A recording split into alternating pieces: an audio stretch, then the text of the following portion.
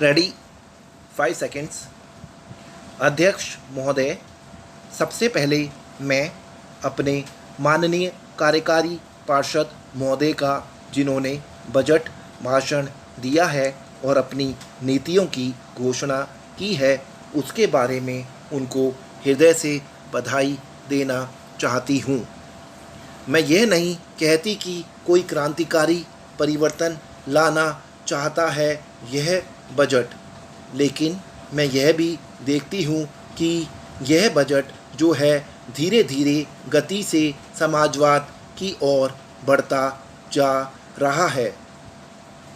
अपनी नीति से यह भूतकाल और वर्तमान दोनों को एक कड़ी में मिलाकर हमें उज्ज्वल भविष्य की ओर ले जाता है।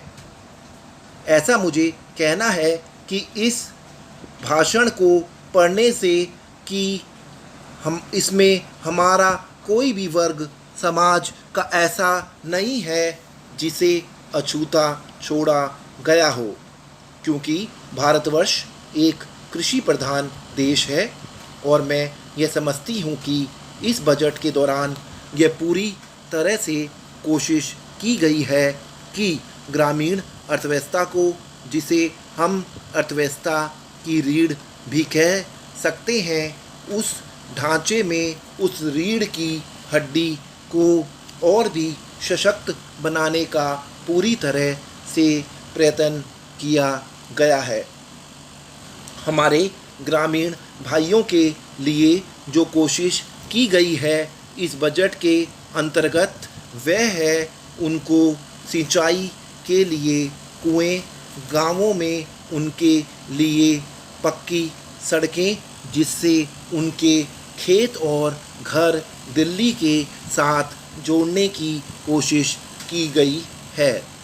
जितनी भी इसमें व्यवस्था की गई है उससे ग्रामीण भाइयों को बड़ी भारी सहायता मिलेगी।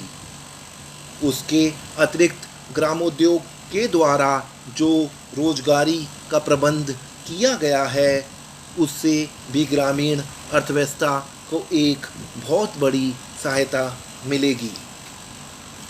मैं इनका ध्यान इस ओर दिलाना चाहती हूँ कि जहाँ तक शिक्षा का संबंध है, इस बजट में कोई विशेष प्रावधान नहीं किया गया है।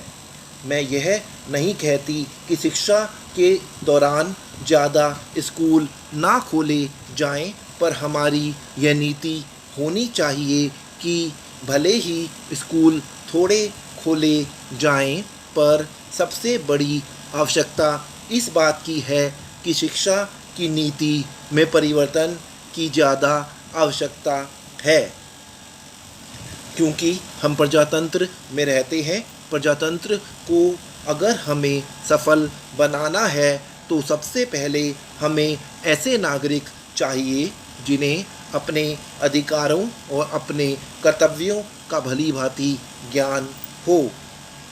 शिक्षा की वर्तमान नीति से हम अपने अधिकारों के प्रति ज़्यादा सजग होंगे और कर्तव्यों के प्रति बिल्कुल सजग नहीं होंगे। श्रीमान, मैं आपको बताऊंगा कि खेती में सुधार के बारे में हमारे कुछ लोगों का क्या विचार है। हमने विभिन्न दृष्टिकोणों से अलग अलग विचार किया है, विशेष रूप से सबसे ऊंची सीमा बांधने तथा सहकार के प्रश्न पर, किंतु हम अनुभव करने लग गए हैं कि दोनों का आपस में गहरा संबंध है। अगर हमारे देश में बड़े बड़े फार्म होते तो यह कल्पना की जा सकती है, भले ही आप इससे सहमत ना हो, कि उनका कार्य संचालन क्षमता से होता और उत्पादन भी बहुत बढ़ सकता और साथ ही साथ आधुनिक तौर तरीकों का विस्तार हो सकता। भारत की मूल समस्या यह है कि यहाँ जोत की भूमि छोटी है और टुकड़ों में बटी है। साधारण तौर पर मैं कहूँ कि यह 1-2 या 3 एकड़ है। इतनी छोटी जोत की भूमियों से हमारे किसान केवल अपना काम भर चला सकते हैं, लेकिन आधुनिक और तरीकों को अपनाने में बहुत कम प्रगति करेंगे। अब सबसे ऊंची सीमा बांध देने से ऐसा भी हो सकता है कि कुछ एक जो बड़े फार्म हैं उनमें काट छांट हो, जो कि प्रयोजन भी है। अगर आप चाहते हैं कि प्रगति हो, आधुनिक तौर तरीकों का प्रचलन हो, तब तो ये जो अनगिनत छोटे छोटे फार्म हैं इनको सहकारी ढंग से चलाना है, जिससे कि वे आधुनिक उपायों का लाभ उठा सकें। सहकारी ढंग से कार्य करने से मेरा मतलब है विविध प्रकार से सहयोग देना। हम सोचते हैं कि पहला कदम सहकार होना चाहिए और ऋण के अलावा अन्य कई प्रकार से भी सहायता की जा सकती है, जैसे वस्तुओं को खरीदना और बेचना, बीज, खाद तथा इसी प्रकार की वस्तुओं को दिलाना। दूसरा कदम है धीरे धीरे बीच वाले आदमी को हटा देना। फिर दूसरी स्थिति आती है जिसको मिलजुल कर खेती करना कहते हैं, यद्यपि उसमें भूमि पर अधिकार बना रहता है। इस प्रकार का हमारा दृष्टिकोण है, जिससे अधिक सीमा की समस्या को सहकारों से अधिक जोड़ा जा सके, नहीं तो उत्पादन गिर जाने का भय है। यह एक जटिल समस्या है जिस पर मनन हो रहा है। सहकार से मेरा मतलब एक गांव के सहकार से है और ज़्यादा से ज़्यादा 3 गांव का सहकार भी हो सकता है यदि वे निकट से संबंधित है, लेकिन हमारी सरकार इसकी भरपूर सहायता करेगी।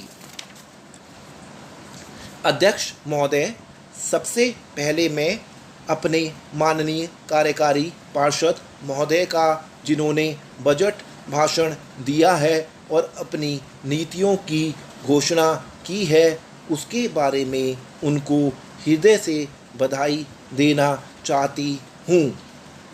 मैं यह नहीं कहती कि यह बजट जो है धीरे धीरे गति से समाजवाद की ओर बढ़ता जा रहा है।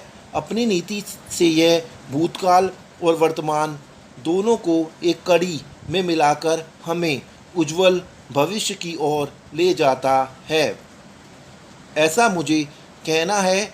इस भाषण को पढ़ने से कि इससे हमारा कोई भी वर्ग समाज का ऐसा नहीं है जिसे अछूता छोड़ा गया हो, क्योंकि भारतवर्ष एक कृषि प्रधान देश है और मैं यह समझती हूँ कि इस बजट के दौरान यह पूरी तरह से कोशिश की गई है कि ग्रामीण अर्थव्यवस्था को, जिसे हम अर्थव्यवस्था की रीढ़ की हड्डी भी कह सकते हैं, उस ढांचे में उस रीढ़ की हड्डी को और भी सशक्त बनाने का पूरी तरह से प्रयत्न किया गया है।